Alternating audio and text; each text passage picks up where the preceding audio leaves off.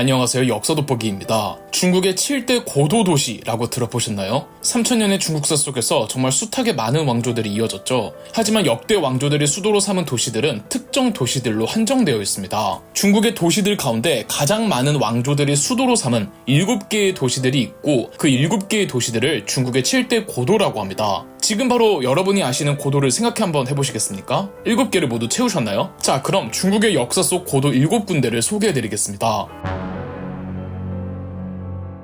먼저 현 중국의 수도이기도 한 베이징입니다. 베이징은 북경의 중국어 발음으로 뜻은 북쪽에 있는 수도라고 해석할 수 있죠. 한중일의 역사 속에서 행정 지명 중 경이 들어간 건 수도이거나 수도에 준하는 도시에만 붙여주는 행정 단위입니다. 그러니까 북경이란 단어는 북경이 수도가 되고 나서 붙여진 이름이며, 수도가 되기 전에는 다른 이름이 있었겠죠. 베이징의 원래 지명은 역사적으로 연이라고 불렀습니다. 베이징을 처음으로 수도로 삼았던 국가는 춘추 전국 시대의 연나라였습니다. 연나라의 수도였다고 해서 베이징의 옛 지명이 연경이었다고 하지만 이는 순서가 잘못됐습니다. 베이징의 옛 이름이 연나라의 수도여서 연경이 아니라 원래부터 베이징 일대의 지명이 연이어서 그 지역을 수도로 삼았던 국가명이 연나라가 된 겁니다. 중국의 중세시대인 5호 16국 시대에는 베이징 지역에 선비족의 모용부 부족이 자리를 잡고 국가들을 세웠는데 역시 국가명은 연나라였죠. 다만 춘추 전국시대의 연나라와 구분하기 위해 전연이라고 부르며, 전연 멸망 이후 선비족의 모용부 부족 갈래들이 연이어 건국한 그들의 국가들도 후연, 남연, 북연 등으로 구분하죠. 하지만 연경은 북방 유목민족들과 지나치게 밀접하게 붙어 있습니다. 한국의 고조선 혹은 나중에 고구려와도 국경을 맞대게 되죠. 외세와의 충돌이 잦을 수밖에 없는 지역이다 보니 수도로서 적합한 도시는 아니었습니다. 전통적으로 중국의 통일 왕조들이 수도로 삼은 곳은 흔히 중원이라고 부르는 내륙 지역의 화북지방이었습니다. 따라서 베이징은 북쪽에 한해서 중국 내륙으로 들어가는 길목의 기능은 있어도 한 국가를 책임지는 정도의 도시는 아니었는데, 베이징을 수도다운 수도로 개발하기 시작한 건 유목민족들의 정복왕조들이었습니다. 여진족이 세운 금나라가 중국의 화북지방을 모두 차지한 뒤 수도로 삼은 곳이 바로 베이징이었죠. 그리고 중국 대륙 전체를 차지한 몽골족의 원나라가 사실상 중국 통일왕조 역사상 최초로 베이징을 수도로 삼았습니다. 한족의 통일왕조가 아닌 몽골족이 처음으로 수도로 삼았다는 게 아이러니죠. 몽골 초원과 중국 대륙 전체를 다스려야 했던 원나라 입장에서는 베이징이 나름 가운데 지역이기도 하며 또 금나라의 수도였던 곳이기도 하니 많은 시설들이 잘 갖추어져 있어서 수도로 삼기 최적이었거든요. 또 몽골 초원과도 가깝기도 하고요. 원나라 때 베이징의 이름은 대도였습니다. 별다른 뜻은 없고 위대한 도읍 정도의 뜻입니다. 몽골어로는 캄발리크라고 불렀습니다. 하지만 원나라는 명나라에 의해 타도되었고 몽골 초원으로 돌아갑니다. 베이징은 명나라의 도시가 되었죠. 당시 명나라의 수도는 난징이었기에 원나라 때 베이징의 명칭이었던 대도라는 이름을 인정해줄 수가 없었습니다. 그래서 베이핑이란 지명을 붙이고 이 지역을 자신의 아들 주치에게 영지로 분봉해줍니다. 주치의 자기도 역시 베이징의 옛 이름을 따와 연왕이었죠. 그런데 이 주치가 정변을 통해 3대 황제 영락제가 되죠.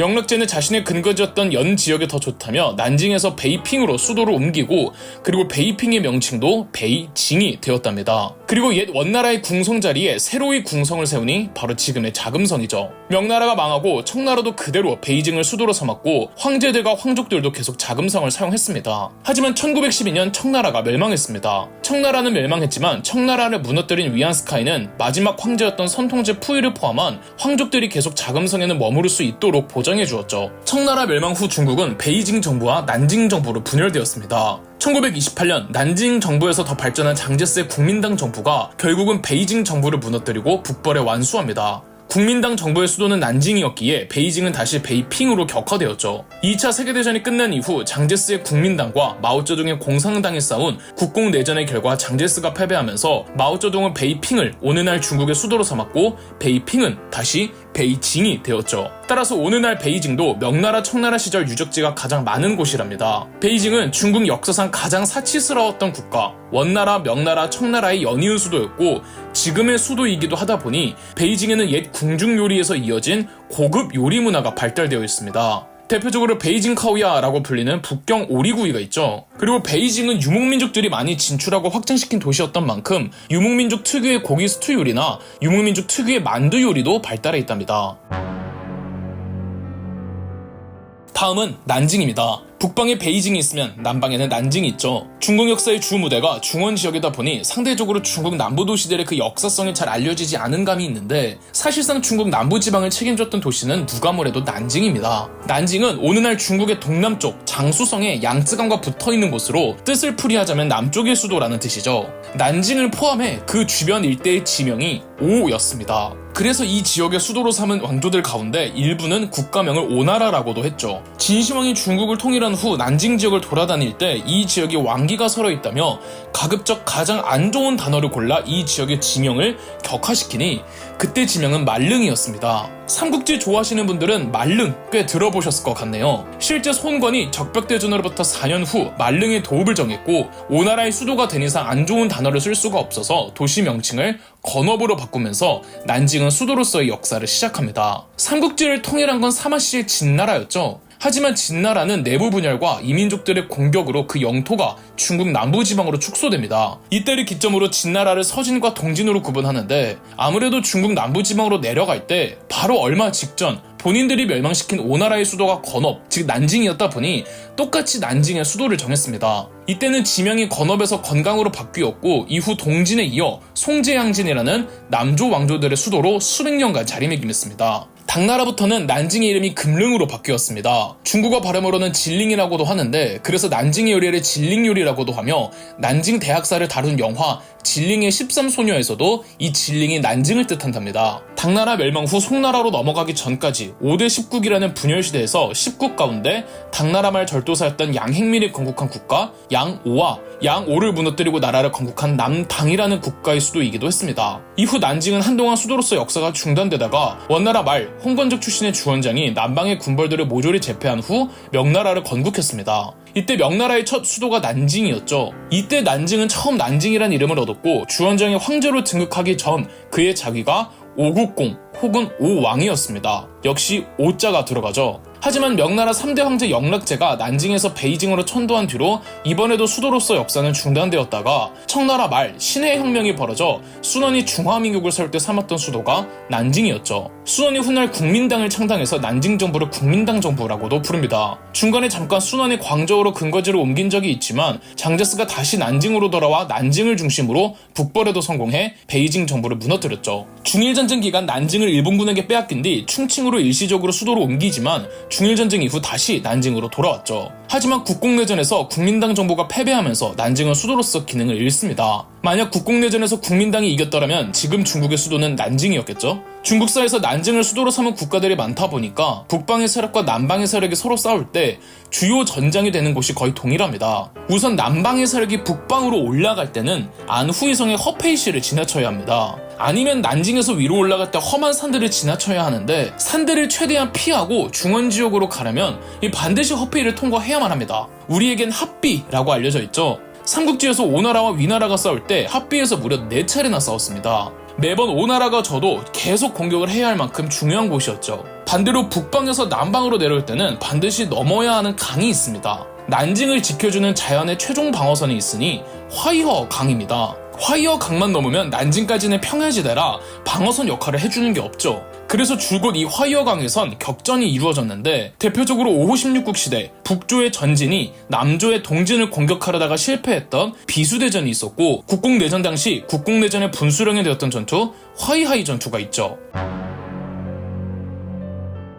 세 번째로 소개해드릴 중국의 7대 고도는 산시성의 시안입니다. 우리에겐 장안으로 알려져 있죠. 오늘날 중국의 수도는 베이징이지만 베이징이 수도로 부상한 건 중국의 근세시대부터이고, 사실 그 이전까지는 중화 문명의 핵심 수도는 누가 뭐래도 장안이었습니다. 오죽하면 장안의 화재라는 말이 나올 정도였겠습니까? 시안의 지리적 위치를 본다면 중국 서남부 특유의 그 험준한 산맥이 북쪽에서 끝나는 지점에서 나타나는 평야지대가 바로 시안입니다. 따라서 시안에서는 서쪽의 서역으로 갈 수도 있고, 동쪽으로는 중국 동부로 펼쳐져 바다까지 이를 수 있습니다. 가히 중국 대륙의 가운데 있다고 말할 수 있으며 넓은 중국 대륙을 통치하기에 최적화된 곳이죠. 북쪽과 서쪽의 사막의 건조기후, 동쪽의 온대기후, 남쪽 산지지형과 습한기후, 그 모든 지형과 기후가 만나는 지점이 바로 시안이랍니다. 따라서 시안의 중요성은 일찍부터 주목받아 왔고 중국 주나라의 발원지가 정확히 시안은 아니지만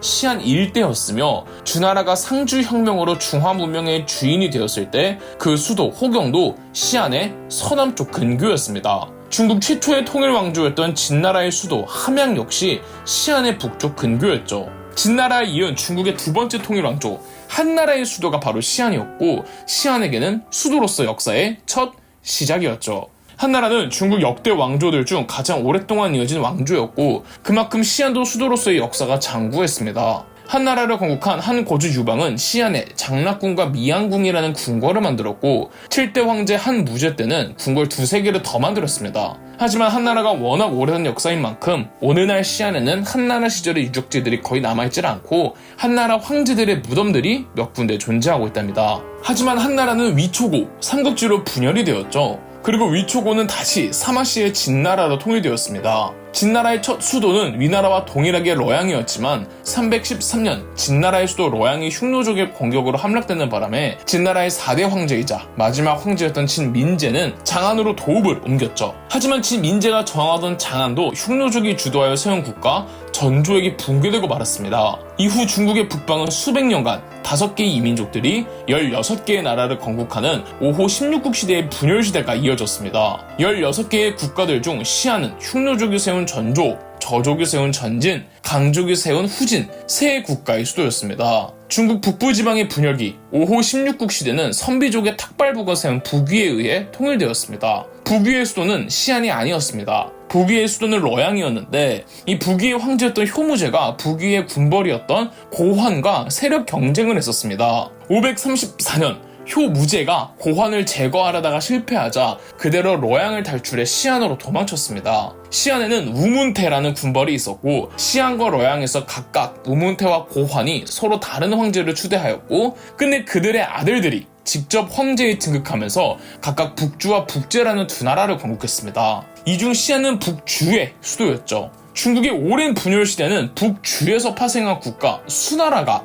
북제를 무너뜨리고 또 중국 남부지방의 왕조들까지 멸망시키며 통일되었습니다. 그렇게 시안은 한나라에 이어 다시 통일왕조로서 수도로 자리매김했죠. 시안은 수나라 이후 당나라의 수도가 되었습니다. 당나라 때가 가히 시안 역사에서의 절정기였는데요. 당나라는 수도 시안을 철저한 계획도시로 설계하였습니다. 마치 바둑판처럼 구획을 정하고 행정적으로 효율을 극대화를 추구한 계획적으로는 정말 완벽한 도시였던 만큼 우리의 발해와 일본도 시안을 본떠 그대로 수도 구획을 정할 정도였습니다. 당나라는 중국 역사상 가장 개방적인 국가였습니다. 당나라의 6대 황제, 현종의 초반 치세기를 흔히 당나라의 최전성기라고 일컫습니다. 당나라는 외국인과 외국 문화에 대해 거리낌이 전혀 없었고 당나라의 수도 시안은 이미 앞서 말씀드렸지만 서쪽에 서역으로 향하는 길이 트여있는 위치입니다. 그래서 시안을 실크로드의 종착지라고 할 정도였죠. 이슬람과 서역의 상인들이 실크로드를 통해 무역에 종사하며 누구나 쉽게 당나라의 수도 시안으로 들어올 수 있었죠. 그리고 세계의 거의 모든 종교가 당나라의 수도 시안으로 접어들며 조로아스터교, 이슬람교, 마니교, 크리스트교에서 파생된 네스토리우스파 경교까지 수많은 종교와 사상들이 시안에 집중되었습니다. 그래서 지금까지도 시안에 가면 다양한 종교의 사원들을 볼 수 있으며 특히 당나라는 751년 탈라스 전투 패전 이후로 중앙아시아가 이슬람화되면서 이슬람교가 유독 시안에 많이 유입되었습니다. 오늘날로 비유하자면 일종의 뉴욕 같은 곳이었죠. 괜히 신라와 발해와 일본의 승려 및 유학의 학자들이 당나라로 몰려들었던 게 아닙니다. 지금의 뉴욕과 당대의 시안을 통해 알 수 있는 건 결국 재래의 토착성만을 고집하지 말고 세계적으로 다양성을 받아들일 수 있는 국제성이야말로 한 도시, 나아가 한 국가가 전성기로 나아갈 수 있는 필수 조건이 아닐까 합니다. 그러나 당나라 멸망 이후 시안을 수도로 삼은 국가는 없었고 당나라가 시안의 역사에서 최전성기인 동시에 수도로서는 마지막 역사였습니다. 그럼에도 그 이후로 지금까지 누가 뭐래도 중국 서북 지역에선 가장 큰 도시랍니다. 오늘날 시안에 가면 거대한 성벽을 확인할 수가 있는데요. 이는 사실 당나라 때의 전성기를 나타내주는 유적지가 아닌 명나라 때 보수된 성벽이랍니다. 다음으로 소개해드릴 중국의 7대 고도는 러양입니다. 러양 또한 시안과 함께 중국의 역사적인 수도 쌍두마차였습니다. 베이징 전에는 시안과 러양이 있었으며 러양은 시안과 거의 동급의 고도였습니다. 러양은 중국어 발음이며 우리에겐 낙양으로 알려져 있죠. 러양은 허난성의 도시로 비록 시안은 산지성이라 두 도시가 속한 성은 다르지만 두 도시가 매우 가깝기 때문에 러양 역시 시안과 같은 지리적 중요성을 가지고 있습니다. 러양은 시안과 함께 중원을 상징하는 도시로 자리매김했죠. 다만 러양이 시안과 차이점이 있다면 서쪽으로 탁 트인 시안과는 달리 러양은 서쪽으로는 산맥이 가로막고 있고 차라리 동쪽으로 나아가기가 상대적으로 더 편리하다는 점입니다. 다른 말로 말해 중원 지역의 중국 왕조 입장에서는 서쪽에 외적이 침입해온다면 러양만큼 방어적으로 효과적인 데가 없다는 뜻이죠. 아닌 게 아니라 본디 시안의 근교도시였던 호경의 도읍을 점했던 주나라는 서쪽 오랑캐의 공격을 받아 부득이하게 더 동쪽으로 천도를 옮길 수밖에 없었습니다. 경국 지색의 고사 다들 아시죠? 주나라는 호경에서 지금의 러양으로 천도할 수밖에 없었고 서쪽의 오랑캐를 방어해야 했기에 서쪽에서 거대한 산맥이 가로막을 수 있는 곳이 필요로 했던 겁니다. 하지만 오로지 방어적 목적만을 위한 천도였던 만큼 주나라가 호경에서 러양으로 천도하면서 춘추 전국시대가 개막하죠. 러양을 수도로 삼은 주나라는 전국시대 와중 멸망하고 말지만 어쨌든 주나라의 수도였던 도시로서 상징성이 있었기에 설령 장안, 즉 시안을 수도로 삼은 왕조들도 언제나 러양을 제2의 수도로 삼았습니다. 러양이 시안의 대체제 같은 편견이 있는데 수도의 대체제라는 것 자체가 어마어마하게 중요하다는 뜻입니다. 중국의 두 번째 왕조 한나라의 수도는 시안이었습니다. 그런데 한나라는 약 15년 정도 외척이었던 왕망이 쿠데타를 통해 신나라를 건국한 적이 있었습니다. 다만 중남부에서 한나라 황족이었던 유수가 다시 신나라 정부를 무너뜨리고 한나라를 건국했습니다. 이 사람이 광무제라는 황제이고 이 광무제가 부활한 한나라를 후한이라고 구분하죠. 이때 새로 회복한 후한의 수도가 바로 낙양, 즉 러양이었습니다. 다만 후한 말 황제를 제멋대로 교체한 군벌 동탁이 헌제라는 한나라의 마지막 황제를 옹립한 뒤 동탁에 반발하는 호족 및 군벌들이 반동탁 연합군을 조직하고 수도 러양으로 향하자 동탁은 헌제를 인질로 삼고 시안으로 다시 천도했습니다. 이때 러양을 아주 쑥대밭으로 만든 일화가 굉장히 유명하죠. 그리고 조조의 아들 조베가 건국한 위초고 중 위나라의 수도가 러양이기도 했으며 그래서 위초고 삼국지를 통일한 진나라의 수도도 러양이었습니다. 그리고 관우의 목이 매장된 곳도 러양이죠. 삼국지 좋아하시는 분들은 아시겠지만 관우가 손권에게 목이 베인 뒤로 손권은 유비의 활을 피하고자 관우의 목을 조조에게 보낸 적이 있었습니다. 관우를 흠모했던 조조는 러양에 관우의 목을 묻어주고 무덤을 만들어 주었죠. 5호 16국의 16개 왕조들 가운데 러양을 수도로 삼았던 국가는 없었지만 시안을 수도로 삼았던 국가들은 언제나 러양을 제2의 수도로 삼았습니다. 그래서 5호 16국 시대를 통일한 북이 역시 러양에 중국의 4대 석굴 사원 중 하나였던 룽먼 석굴 사원을 조성하기도 했죠. 더불어 북이는 시안과 러양을 기준으로 두 국가로 쪼개졌습니다. 수나라 당나라 때는 시안의 수도였지만 여전히 러양은 제2의 수도로 기능했죠. 당나라 역사에서 유일하게 여황제가 군림했던 시절이 있었죠. 바로 측천무후 치세였습니다. 측천무후가 황제가 되었을 때 일시적으로 당나라 수도를 러양으로 삼았던 적이 있었습니다. 러양에 대한 측천무후의 총애가 남달랐는지 러양에 있던 룽먼 석불사원에 자신의 얼굴을 그대로 본뜬 석불상을 만들기도 했습니다. 이후 러양이 중국 왕조의 수도가 되었던 적은 없지만 그 상징성은 그대로 이어졌기에 항상 중요한 대도시로 이어져 왔고 지금도 중국의 대도시 중 하나랍니다. 러양이 주는 우리 교훈, 만년 2위도 나쁜 게 아니고 오래 갈 수 있다. 나머지 3개의 도시들을 소개해드리겠습니다. 중국의 7대 고도 중 아마 많은 분들이 생소하실 것 같은 도시가 있으니 바로 허난성의 안양입니다. 경기도 안양 아닙니다. 베이징, 난징, 시안, 러양 네 도시는 최소한 한 번쯤은 들어봤을 법한 고도들이지만 허난성의 안양은 아마 처음 들어보셨을 것 같습니다. 하지만 허난성 안양은 그 상징성만 따지고 봤을 땐 중국 역사에서 가장 의미가 있는 고도가 아닐까 하는데요. 안양은 중국 최초의 수도였던 도시였습니다. 중국의 신화에는 삼황오제라는 인물들이 있습니다. 이 중 삼황은 신적 존재들이고 오제는 화하족이라 일컫는 중원 문명을 만든 5명의 전설 속 인간 영웅들을 일컫는데 신화 속 오제의 활동 무대가 되는 곳이 바로 허난성의 안양이었습니다. 범람하는 황하의 치수 사업을 하던 곳이었죠. 그리고 중국 최초의 왕조인 상나라의 수도 은허가 바로 안양이었죠. 상나라의 첫 수도는 허난성 안양 옆에 허난성 상추시라는 곳이었습니다. 다만 허난성 상추시가 상나라의 첫 수도였지 상나라를 건국한 건국 집단 상족의 발원지는 아니라고 보고 있습니다.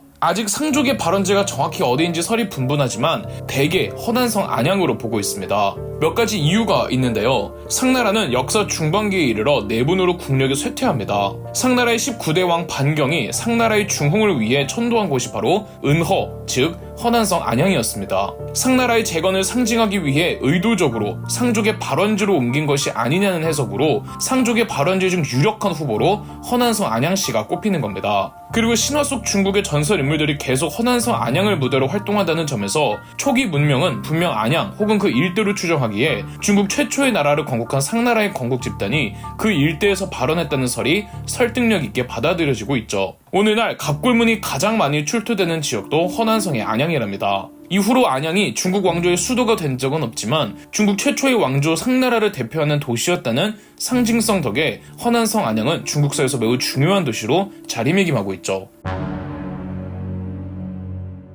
다음으로 소개해드릴 중국의 7대 고도는 카이펑입니다. 바로 송나라의, 더 정확히 말하자면 북송의 수도죠. 당나라의 수도 장안, 즉 시안은 한때 국제도시가 될 만큼 화려하고 거대했지만 당나라 말 연이은 전란과 내란으로 황폐화되어 버렸습니다. 절도사 출신의 주전충이 당나라를 멸망시키고 스스로 황제에 오른 뒤 러양의 수도를 삼으며 후량을 건국했습니다. 바로 5대 십국 시대의 시작이죠. 하지만 당나라를 멸망시켰다는 사실에 후량은 주변 절도사들의 집중 타겟이 되었고 러양조차도 위험에 빠지며 전란의 피해를 봤습니다. 주전충은 새로운 수도를 물색해야 했고 그래서 선정된 새로운 도시가 허난성의 카이펑이었습니다. 우선 카이펑이 러양으로부터 멀지 않고 황하를 끼고 있으며 평야지대입니다. 한때 춘추 전국시대, 정확히 전국시대 때 전국 7흥 중 하나였던 위나라의 수도였던 적이 있었으며 무엇보다 수나라 때 중국 대륙의 남과 북을 이은 대운하가 지나치는 도시 중 하나였기에 남방의 풍부한 경제력과 물자를 쉽게 공급받을 수 있는 곳이기도 해서 이 수도로서 충분한 자격들을 갖춘 곳이었습니다. 후량을 멸망시킨 후당은 다시 러양으로 천도하였지만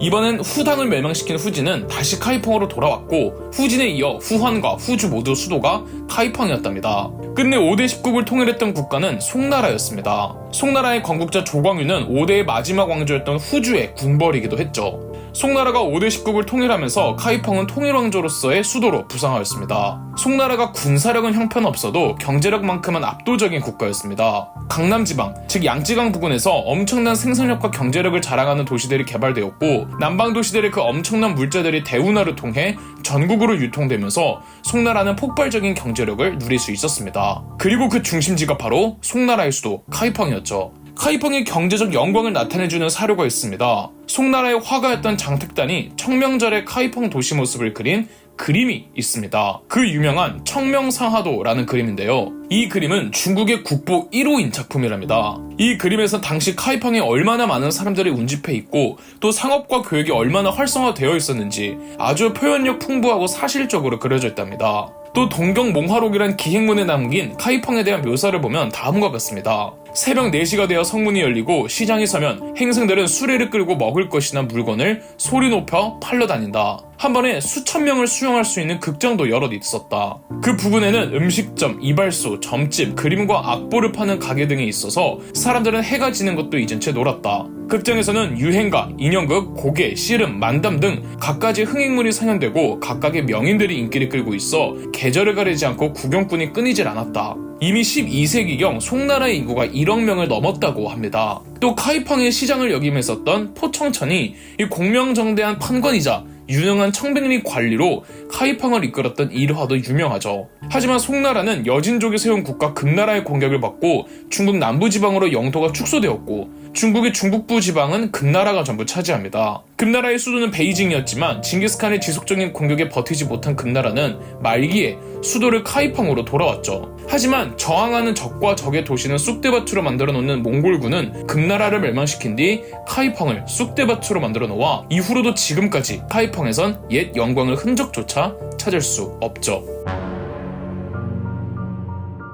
마지막으로 소개해드릴 중국의 7대 고도 중 하나는 항저우입니다. 중국의 7대 고도 중 개인적으로 제가 유일하게 직접 여행을 다녀온 도시랍니다. 항저우는 남송의 수도였습니다. 본디 중국 대륙 전체를 차지하고 있던 송나라였으나 여진족의 세운국과 금나라의 공격을 받아 일시적으로 멸망했는데 중국 남부지방에서 송고종이 다시 송나라를 부활시켰죠. 이때의 송나라를 남송으로 구분합니다. 비록 남부지방으로 쪼그라든 송나라였지만 그랬던 만큼 북송시대보다 훨씬 더 경제력이 풍부한 양쯔강 지방을 개발시켰습니다. 경제만큼은 최전성기를 찍었던 시점이 바로 남송 때인데요. 베트남에서 들어온 신종 종자 참파벼가 도입되어 수확 기간을 단축시키면서도 이모작과 모내기법이 발달하기도 했습니다. 이러니 농업 생산량이 어마어마해지죠. 이 생산량이 많아진다는 건 잉여 생산물이 증가한다는 거잖아요. 그 잉여 생산물을 시장에 내다 팔면서 상업이 장려됩니다. 시간이 더 지나면 이젠 잉여 생산물을 팔지 않고 처음부터 시장에 내다 팔 목적으로 상품화를 위한